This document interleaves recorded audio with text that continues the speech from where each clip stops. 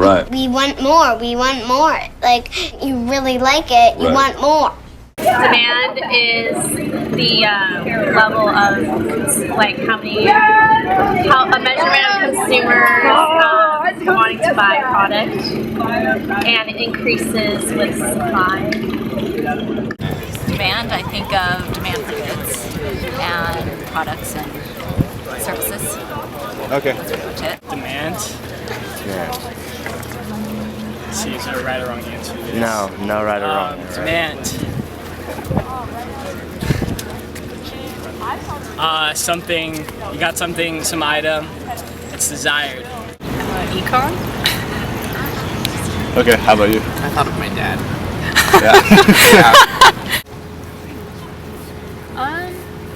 Actually, the first thing is supply and demand. But generally, it involves desires.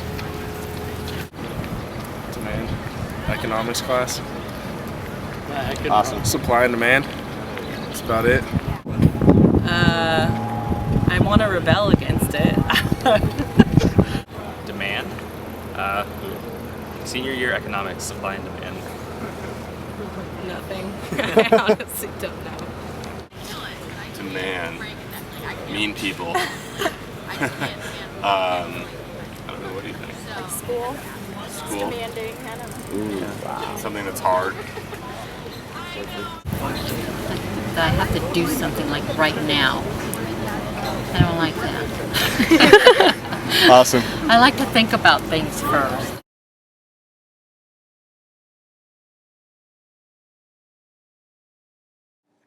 A demand schedule shows the different quantities demanded at different prices during a particular period.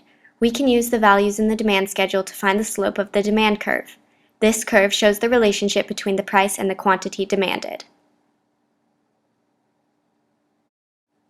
The curve is downward sloping because there is a negative relationship between price and demand. The law of demand says that for goods and services, a higher price results in a lower demand, and a lower price results in a higher demand. We will now show you the variables that shift the demand curve to either the right or the left.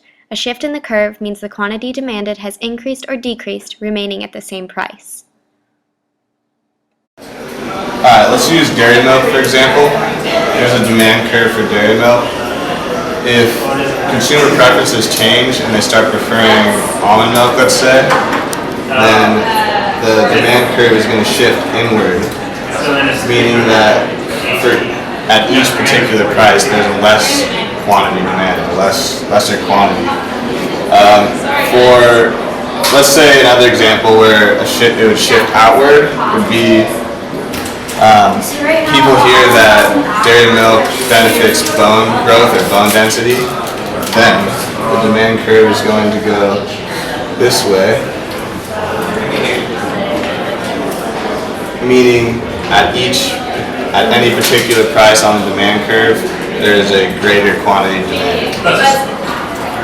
So let's talk about how the price of related goods can affect a demand curve. For instance, complements and substitutes. A complement of dairy milk would be cereal. Let's say cereal increased in price, people would demand less milk because the fact cereal increased in price. So our demand curve would shift down. Let's say cereal decreased in price, therefore people would want to eat more cereal, and therefore the demand curve for milk would increase this way. So now let's look at how the price of substitutes can affect the demand curve for dairy milk. For instance, a substitute for dairy milk would be almond milk or soy milk. Let's say almond milk or soy milk decreased in price, therefore it would be cheaper than dairy milk, so people would demand less dairy milk just because they want to save money.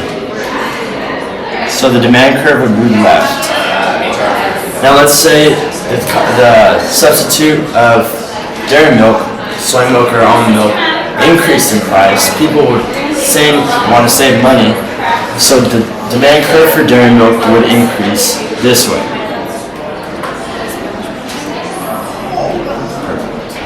Okay, so now we're going to talk about how income can have an effect on demand. So let's say, for example, the consumer's income were to increase it is likely that they would want to demand more milk because they have more income to spend on it. So that would result in an outward shift in our demand curve, showing our increase in demand. And if her income were to decrease, she would likely demand less milk because she has less income to spend on that good, which would result in a leftward shift in our demand curve. So since our consumer decided to buy more milk with an increased income and less milk with a decreased income, that would make milk a normal good, which is something that consumers demand more of than an increase in income.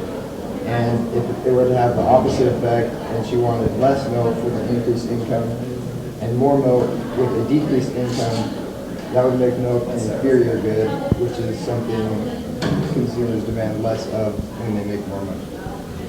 We're going to show you how demographics can affect the demand curve.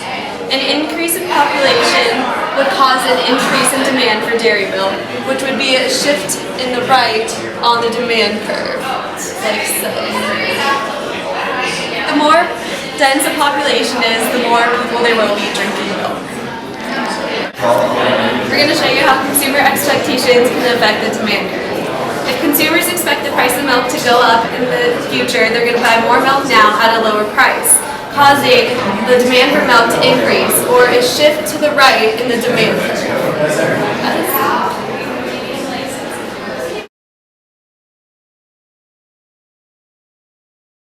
Dr. Henderson, what do you think the biggest factors affecting the demand for milk in the last few years are? The biggest factors that affect the demand are basically the consumer's desire to buy something that's economical.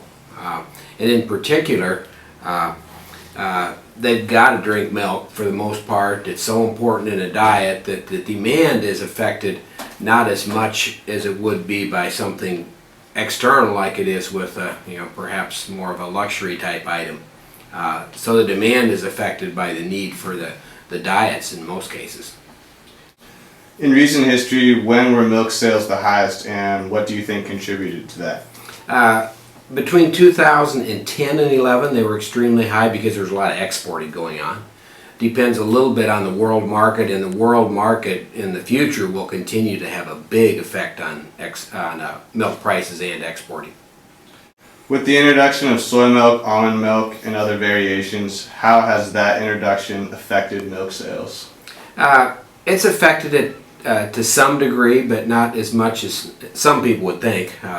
Most people still feel that milk from a cow is the most nutritious and most healthy product they can buy, but yet there are some people that are vegetarian and so forth that prefer soy milk and almond milk. The price has some effect, but it mostly is a consumer's preference compared to price. Will cow milk ever become obsolete, where the substitutes for cow milk, such as soy, almond, etc., will push cow milk off of the market? In my opinion, probably not. And maybe a bigger threat might be almond milk than soy milk in the future because there's so many almonds being produced. But I think consumers recognize that cow milk is the best for you, or many consumers do. But in addition to that, it's economical to produce because cows are so efficient at producing milk.